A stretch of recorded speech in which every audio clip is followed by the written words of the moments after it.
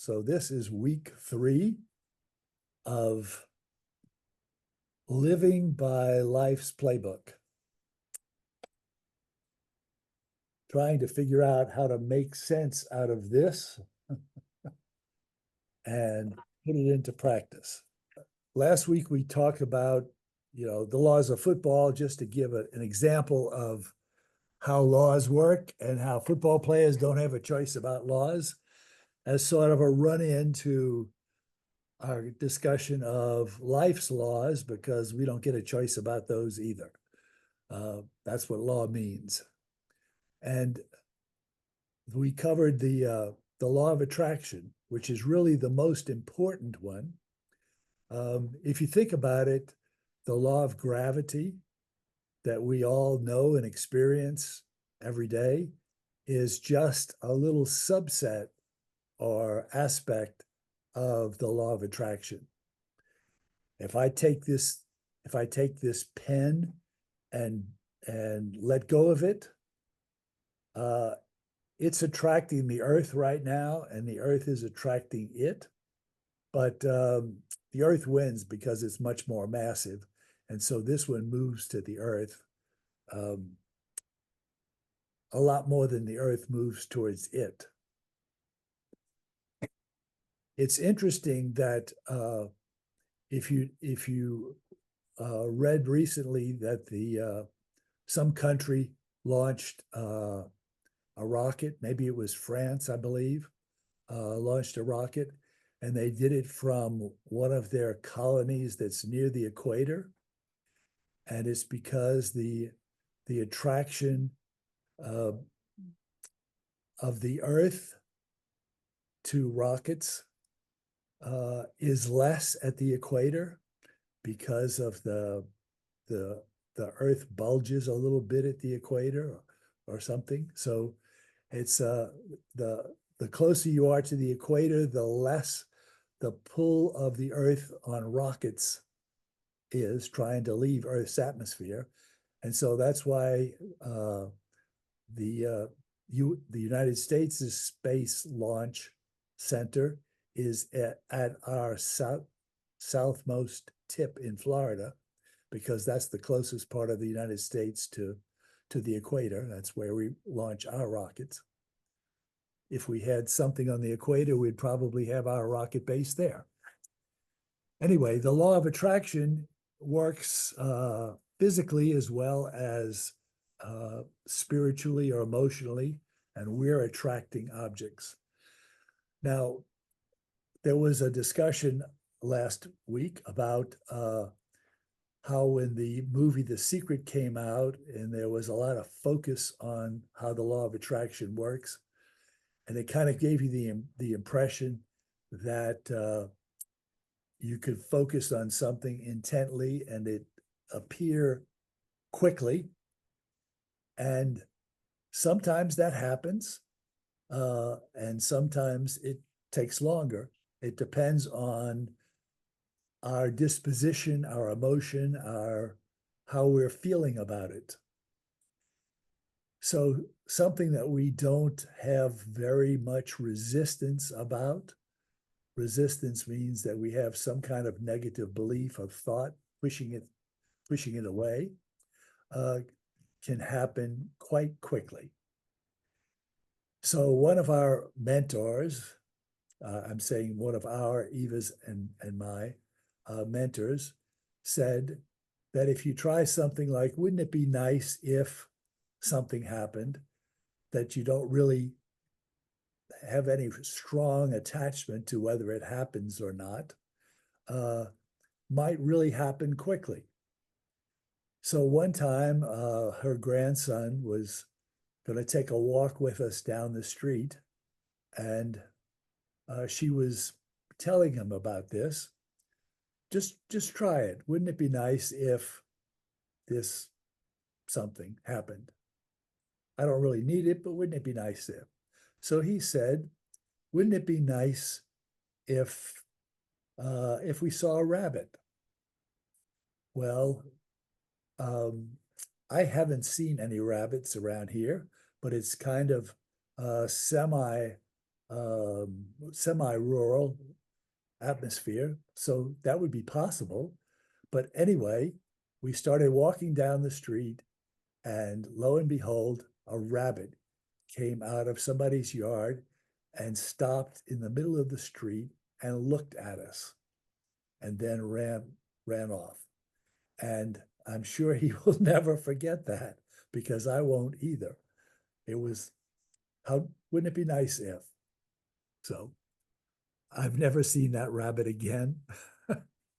Anyway, anyone have any questions or comments on the law of attraction in last week before we move on to this one?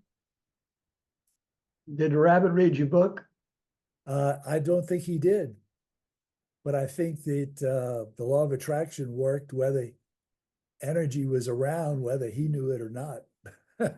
You know, you just said something, I don't know whether I misunderstood it or you stated it slightly in error. I think you said something about repelling an idea that you didn't want to do. In that last statement, it's really, I mean, everything is attracted. So if even if you say something negative, you've attracted, you didn't repel anything, you attracted a bad idea. Is that correct? That's right. But I mean, you may have that's correct. But you may have a belief that's resisting what you asked for. And we're going to cover that today in one of the other laws. Well, if you did that, you'd effectively be attracted it, no matter whether just because it's part of your mindset at the time, you're attracting something that you wanted to repel, but you attract the negative. Am I thinking about that right? Yeah, mostly. So let's move on to the next law, because it covers just what you're talking about. Okay. The next law is the law of bipolarity. Now, I know there's such a thing as bipolar disease and bipolar people, but that's not what we're talking about here. What we're talking about is that every subject has two closely related ideas that are different, and they have different vibrations. So if you just take the subject of light, for example, light is something that's very real. That is that light can stimulate plant growth. Plants can make starches out of photosynthesis from light. Light affects photographic film. Light affects your skin. You can get tanned from light. So light is something which is very real. We've measured the frequency of it. But the opposite of light, you might say, is darkness. Well, what is darkness? Can you measure darkness? Does it have any effects on anything? Well, it's not really real. Actually, what darkness is the absence of light. And so it's something different. It's just an abstract concept that doesn't have, but it has energy. As like the light has energy, the darkness has energy as well, but it's a different frequency. And so that's what I meant by well, let's go on to get some more examples. So if you've read in the book, there are lots of examples in life. Here are a few that are just abstract concepts that don't have any reality about them. For example, well, money is one of them, one of the subjects. And so there are two opposite kinds of concepts about money. You can have the feeling of abundance or plenty of money, or just sufficiency. I've got enough for everything I want to do or I need. And then there's the opposite of it, which is the lack of money. We've given it the names of like poverty or poor for the lack of money. But what is the reality of it? It's just the absence of money. So those two states have a different frequency, and they if you're thinking of one, you're sending out the energy of it, but I can be thinking about money and feeling very impoverished or poor or needing it desperately. That's sending out the energy of not having money, and that's going to attract more of not having money. Whereas if I'm satisfied that I have enough and I can do what I want, and I'm not anxious about getting any more money, then that's sending out the vibration of sufficiency and plenty of money, and that actually will attract more. So that's kind of what I was talking about, Larry. There's two different energies with just about every subject, and so sometimes we say we want something, but underlying we have the energy that's attracting the opposite. Mhm. So it's not really repelling what I want, it's attracting the opposite, as you said. It's preventing me from getting what I want because I'm sending out the wrong energy. So that concept is subtle. It's one of the laws. It's part of the way everything works, but most people don't really realize that it's like that, and that there's lots of things like that. For example, the concept of empty. What is the concept of empty? I have a jar and it's empty. Well, can I measure emptiness? It's really that that I don't have anything filling it. So filling it would be something very real. The emptiness is sort of an abstract concept. I look at it and there's nothing there. But lots of concepts like that. And I've listed a few in the chapter on bipolarity. But the most important part is that the two aspects have a different frequency. The frequency of I've got plenty of money, and the frequency of I don't have enough are different, and they're different enough that you're attracting two different things with that energy. So anybody want to give some more illustrations of that or comment on that? Questions about that?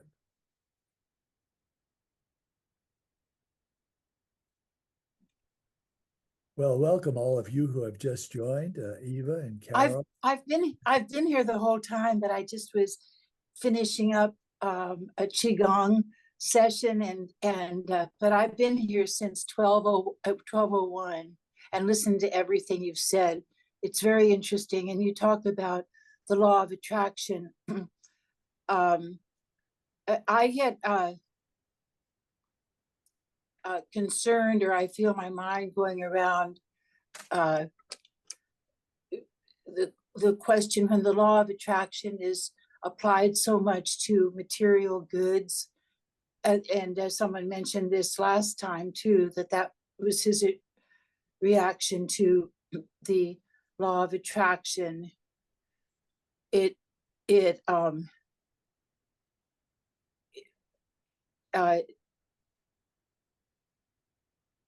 I just immediately go to having faith, having a different way of elevating my sense of correct abundance and a life that reflects God, than picturing things.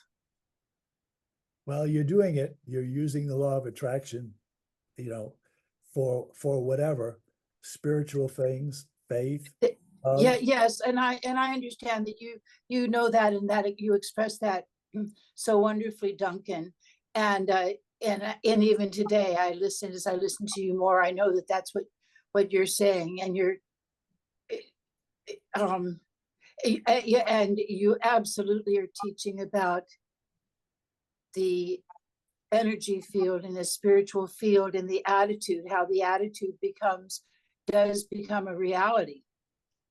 Yes, that's what it's about, right? Yeah, and I get it. I know that that's what you you say. So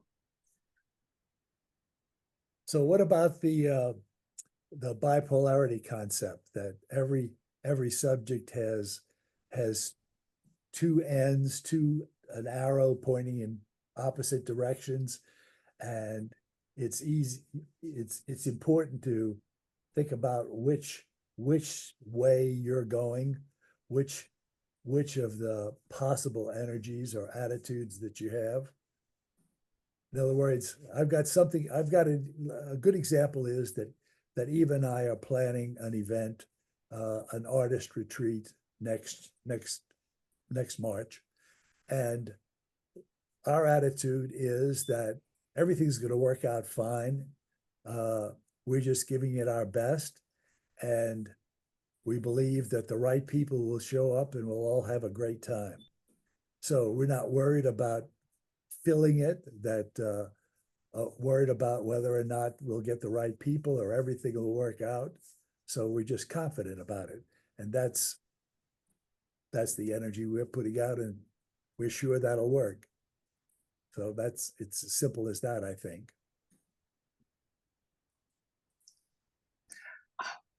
Eva? oh, hi, Eva. Turn on your mic, Eva, if you want to say something. Hi, Carol. I'm happy to see you again. Oh, it's great to see you again, Eva Marguerite. We love being there on Sunday. It was a wonderful morning. Thank you. I see Larry. I want to respond to Larry. We have talked before about Epictetus, who was a philosopher, in the Greek times. And one of his main things was there are things in our power and things that are not. So I want to relate that to what Duncan just said about you choose, your energy depends on, like you said, more your attitude. So I'm, like I said, I'm more interested now in spiritual gifts rather than physical ones. But it depends on where you are, what you need. If you need a house to live in, that might be more important.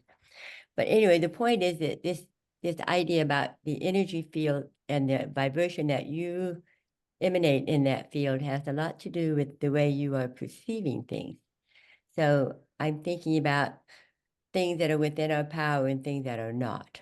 That we have the power to perceive things. We can choose how we look at them.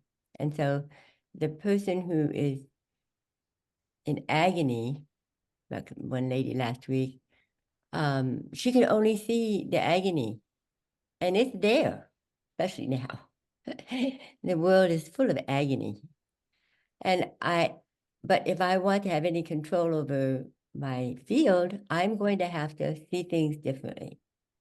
And that's the battle I'm fighting. Thank you. That's it. Anybody else? Well, I'd sort of like your reaction to me. I've always wanted to be positive and to train myself in being positive and express that, and always realize that what any of us does is affecting other people. So to have it be positive and uplifting is very important. At the same time, even as a little girl, when I, in addition to writing, took acting seriously and studied that, and I always felt it very important to tell myself that if it all went away, or through anything that could happen, and I wasn't appealing to look at anymore, whatever, that I would deal with it. God never gives me more than I can handle, never will, and that whatever I do, whatever happens is part of my development or learning while on this earthly path of my eternal life. And so I've always felt that was very important. My home and garden that I've built 42 years ago, and it means so much to me. but it never means everything to me. Thank you. God means everything. Let's move on to the next law. Okay, I'm sorry.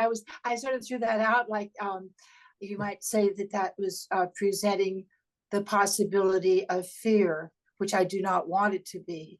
But that anyway, I didn't mean to talk so much except to get your reaction. Thank you. So you're right. That was the opposite of fear, which is the negative reaction that we're trying to avoid. Right. I mean, but would you say I shouldn't even allow that into my preparedness, even thinking that? I've just always felt I needed to do that. Well, I think that thinking that everything will work out is a positive outlook. I don't see that as a negative outlook. But I was saying that if I tell that if it didn't, it's not my way, it's God's way. I can't foresee everything, and I will be able to handle it in my best way, whatever happens. For me to educate myself, train myself with that kind of thinking, I don't think is weak. And I was just wanting your reaction to that. Oh, well. Well, I think it's okay. It probably would be stronger without it, but it's okay. All right, let's talk about the law of diversity. Larry? I was just thinking of, I saw a speech that Jim Carrey made to a university, a graduation speech. And he had talked about this in that speech. And he said that we're really just making things up. That reality is a hard thing to put your hand around because your ego and your life experiences has so much wrapped up into ego that follows your perception. It makes your perception. So he says, you know, if you agree with the fact you're just making all this up, why don't you make it up good? Why don't you make it up so you end up as a hero and you end up in the place you want to be? And that's a pretty simple but powerful concept that weaves all through this discussion. You know, what you just talked about a minute ago, that's just making some, if you go, well, that's not going to happen. There's no scientific, well, yeah, okay. But if you're going to make up a story, why not make it up good? Right. Great. I agree. Yeah. Yes. because you know that the probability of it turning out good is much higher if you make up a good story than Yeah. if you don't. Yeah. But you have to leave room for discernment, to be discerning what could what could be lurking at the front door or on your borders at your country, in your life. I think it's our responsibility to be aware and prepared. I think that being defense in a position of defense is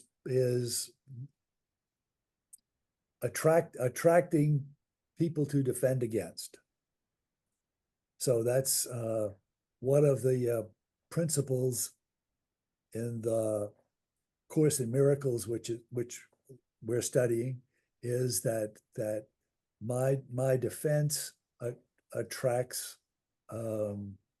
problems. My preparedness, my worrying about the fact that something bad may happen is sending out that energy and attracting something that I don't want. So I'd be careful about that. And you can end up being anxious That's right. about life. Yeah, and that doesn't help. I want to say something.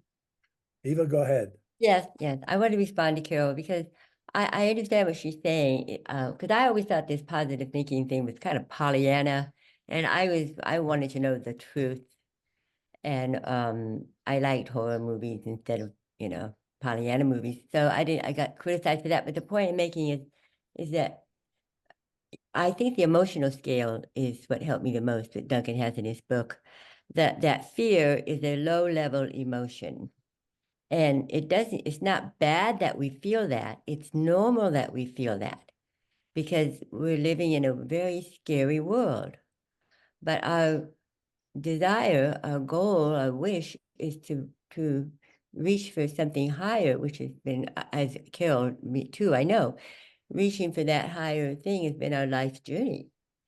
So even now, in the midst of this hell that we're in this world, and I am very concerned and anxious and have a pain in my stomach for the first time in years, but I know it's because I am being fearful, and it means I don't have enough faith in something greater than me. And I'm just thinking this conversation about something about more, we're wired for success.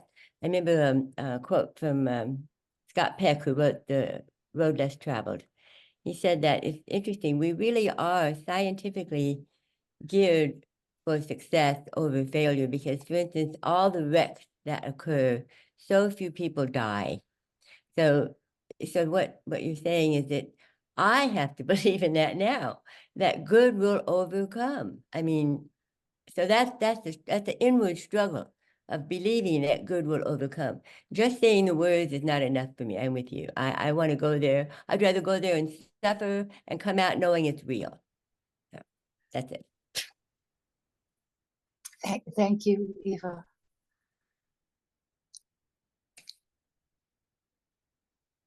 Okay, let's go to diversity, the law of diversity. So I think that one of the principles that I heard, and I don't remember where I heard it, is that one of the principles of the universe is expansion and change and difference forever. And if you think about it, that could be why evolution happens, because the universe is programmed for things to change. And so over the course of billions of years, we've developed so many of everything. Like there's over 17,000 species of butterflies, for instance. I mean, it's incredible. And so this process of diversification is going on all of the time. And that's what leads to our different races, our different beliefs, our different things we like. I mean, if you just go into the bigger the grocery store you go into, the more variety you'll find on the shelves. Like sauces, there's probably condiments. There's probably hundreds of kinds just lining the shelf. And some of them, some of them I think are probably disgusting to me, but somebody likes them because they're there and somebody buys them. So it's just part of life, is the fact that we have differences in our beliefs, differences. There's a spectrum of sexuality, a spectrum of different races and skin colors. Even within a given race, a whole variety of skin colorations and variety of stature and height, everything. And so it's part of the way the universe works. It's one of the laws about we get no choice. There, it's here, and it's going to get more and more diverse as time goes on. So any comments or feedbacks on that?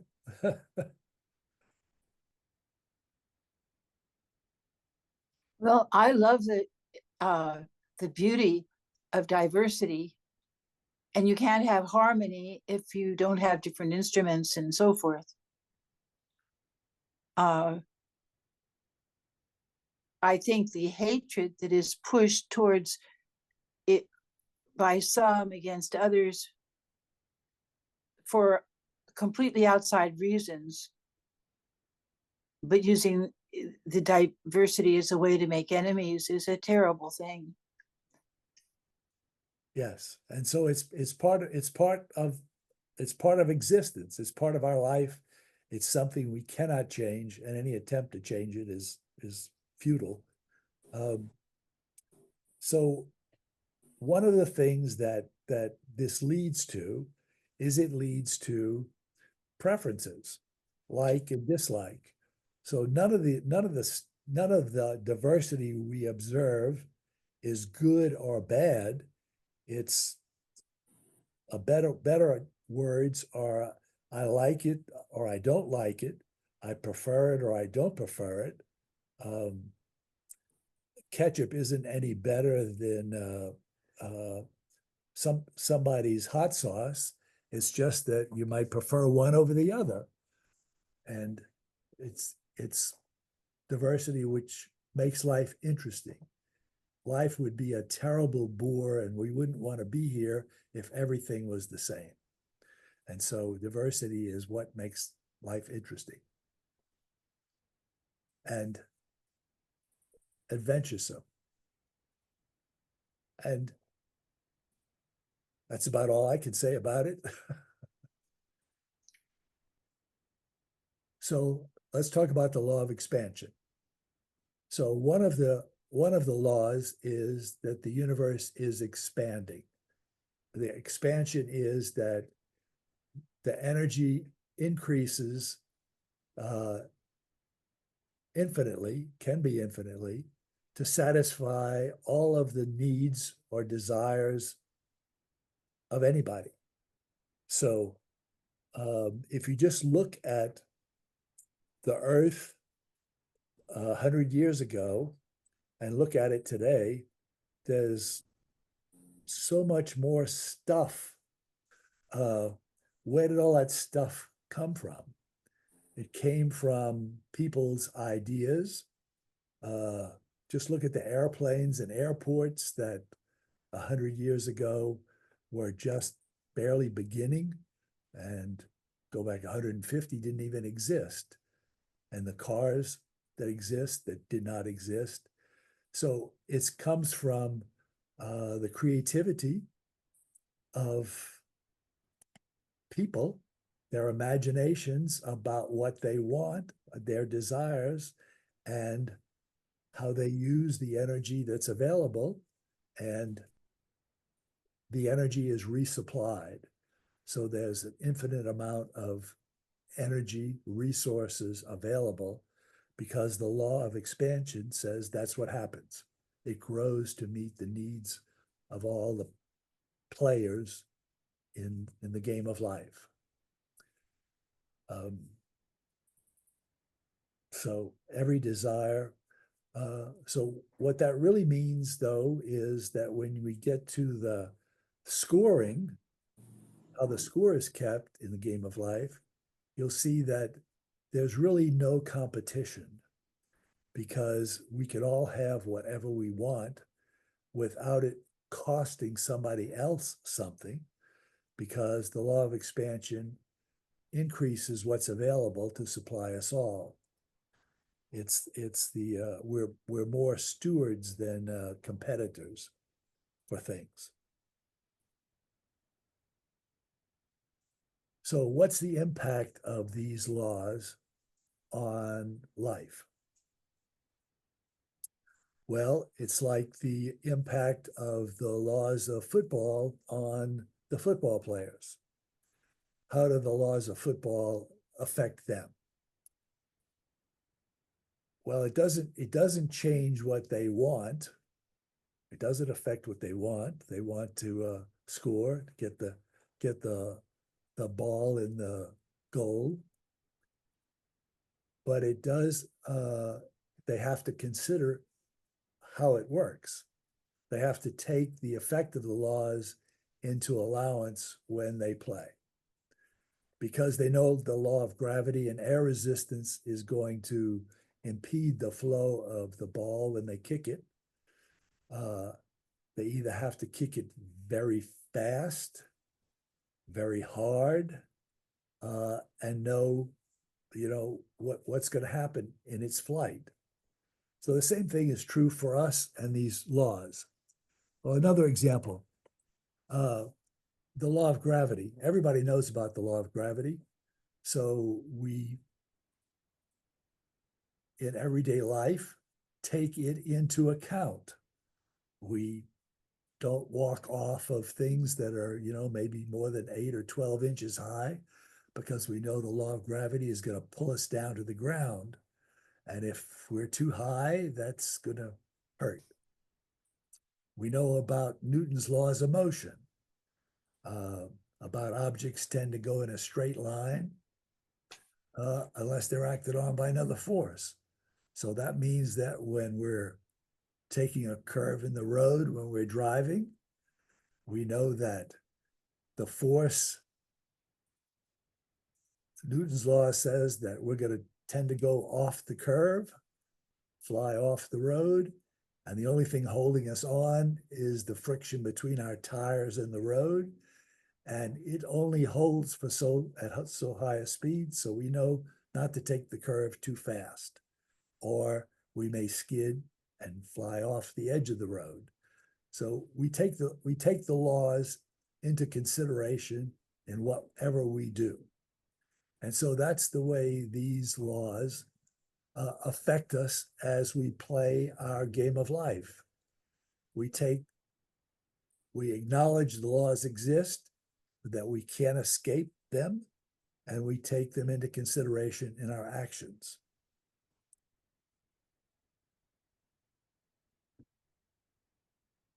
We comply with them, or as some might say, we go with the flow. So the flow of energy, that's what I call it, the flow.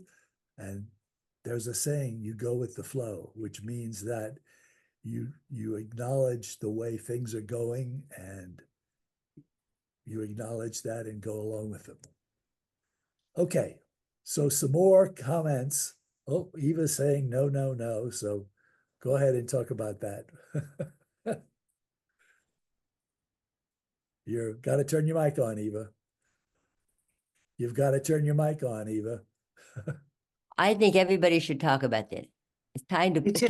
this to some personal benefit.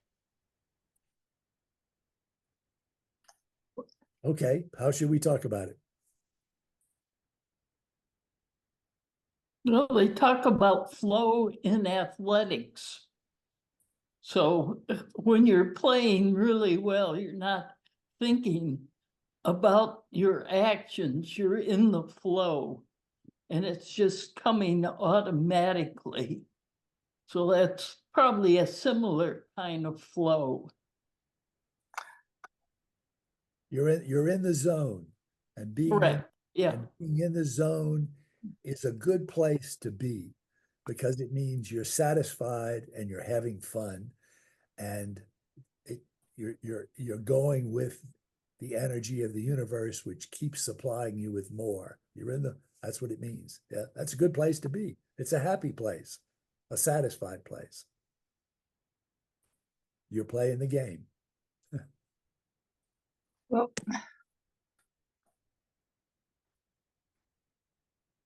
Carol? well, I'm playing the game, or the real game, in that I've read enough science. I know enough about what's been discovered by our countries and scientists and governments for the last 70, 80 years, that I know that there is an abundance of energy source on the earth that does not deplete it and would supply energy, growth, food for everyone on earth right now, and it's purposefully being kept from us. And that is that's an awareness of supply and awareness that the flow is here. But I do not agree with going with a flow of people that want to hold back what is ours for their own power. Certainly, and I didn't intend that, for sure. Oh, I know you didn't intend it. That's That's my comment. Yeah.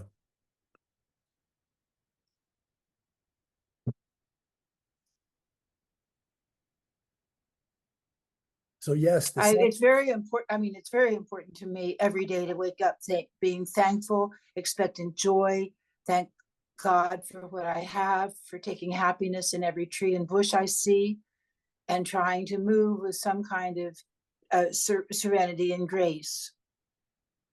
But I am alert to certain things too. But I'm always the flow, the real flow that we've been graced with is very important to keep moving with that and with the consciousness of that. But I think it's actually a consciousness of that that allows one to make these discoveries, for instance, of this endless energy, and could make it available to everyone. And the fact that it's being purposely withheld is not good, but it can be worked out. Yes, to try to get things worked out rather than just going helter skelter is definitely the way to go. yes, so I've heard about the energy too. The scientists have uncovered that actually the well, the atomic system that we've uncovered about atoms and molecules, there's even smaller particles than that are filling the universe, and the density of those is what we interpret as things, and there's plenty of energy there. Yeah, plenty enough for everybody, but it's yep, being blocked, but so it'll come out, I'm sure.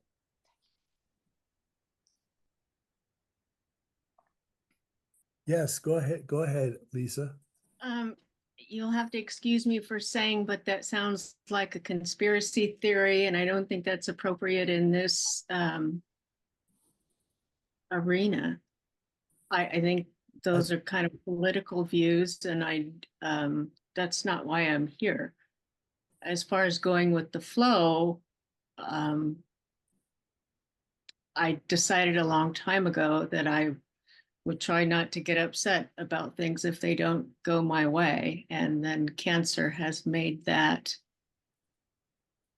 even more important, because when you have to drop everything and go for a test because the other test wasn't right, or you have to make sure you get in for your chemo or whatever.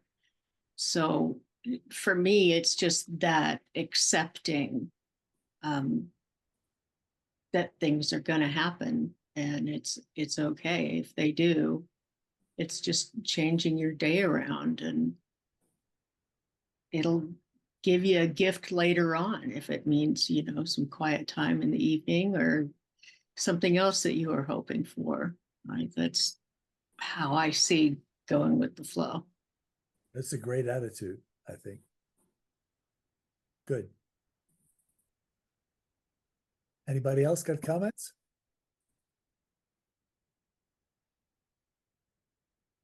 I think your point about not being here about conspiracy or whatever, it's a good point. It doesn't belong here. Thank you.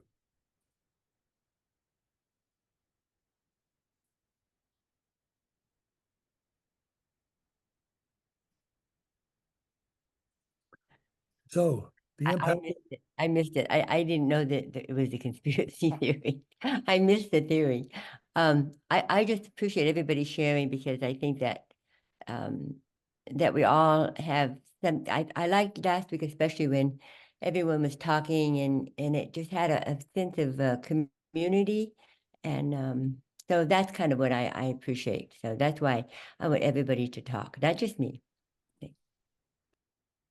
Well, that's kind of what this is about, is practical experience or ideas for making this life's playbook a reality to live by. So as a book, in the book, it's like theory and my experiences, but I want to, well, hopefully we all can contribute to our own insights and experiences that will help us live as well. Yes.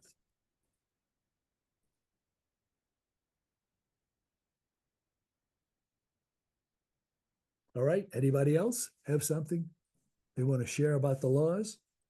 I have finished posting all of the material of the book on the web page that you all are going to get your link and to read the material. So all the material for all of the weeks is there now. So you can read ahead if you want, or catch up if you are behind, and see how that fits with your life. I'm really anxious to get to the chapter where we have the emotional scale, because you can look ahead and look at that now. It's really important, because that's where we can tell how well we're fitting in with the laws and the rules, which are coming soon. And the next chapters about the game creator and the game players should be very interesting and create a lot of discussion. So is that our assignment, to cover those 2 chapters? Well, your assignment is to read what's for the 4th week, and I believe that's what they are. Just 2 chapters, 11 and 12. It is, yes, 11 and 12. Mhm. There's plenty enough there. I promise you. So that's what you send us after today's meeting. That you send us to review and that we can read what's below, right? Yes, you could, yeah, there are all of the weeks on that, all of the weeks there. It tells you the chapter. Yes, yeah. Yeah, if you click on the blue title of each week, Yes, all of the chapters are there. The content is all there. And it's so, very wonderfully written, Duncan. It's so highly edited and good. One can read it and over, kind of. It's not too wordy. It's wonderful. it's sort of condensed. I've Yeah. distilled it, yes, made it so simple. Well, that's so welcome, because then one can almost memorize it. It's just it's good. All right, so week 4 is the one that we'll be doing next week, and it is those 2 chapters, Game of Life creator and the game players, and we'd like to talk about that with you. Anybody have anything else you want to talk about in the last few minutes, or questions, or ask, or anything? Yes. Go ahead. I want to say, when Linda was mentioning that when she's playing a game, she's not thinking about anything else. And so I think she said she was in the flow. And so since I've been dealing with my fear this last week, at least I recognize what it is. But I noticed that if I just went into the kitchen and started working in the kitchen, I forgot all that stuff. I thought, oh, that's interesting. So I think any creative endeavor is the same as a game. It has the same effect. The painting, singing, gardening, whatever it is. So we had that out. But I don't want to go with the flow when it's going downhill. Not that flow. I want to find the one that you feel when you're playing your own game, and I know what happens. I know what it is. All it is that when you're in the moment of a game, you're focused, and so therefore you accidentally rise to the present moment, which is the place where all the vibrations are coming that you want. So everything that we are trying to do to get to that place, you end up in the same place, in the present moment, above time, where you have all the positive emotional energies, and there's no fear there. There's only love and appreciation. Well, so that is definitely what I'm getting at, is the perspective that we choose. So, oh, I can even tell myself that all of this stuff that's going on isn't real. That would help. But I'm with Carol. I feel like it's real, and I'm worried. So I'll check back next week, see if I'm any better. So you brought up an important point, and that is I've heard the saying that God's infinite time and our time intersect in only one point, and that is the present moment. And when we're in the present moment, that's when we're where we're meant to be, and that's when we experience this flow, this energy flowing to us, and the joy of living. Really, it's when we go back to stuff that went wrong in the past and worry about the future that we're not living in the present and living life and enjoying it. So the present moment and doing an activity on which you have to focus puts you in that moment. Any activity, chopping carrots will do it just as well as anything else. All right. If no one else has any comments, we'll end it here. And I'll do like I've been doing. There'll be a YouTube recording posted out on that page, and we'll see you next week. I'm in. Thank you. Bye-bye. Bye. Thank you, Duncan.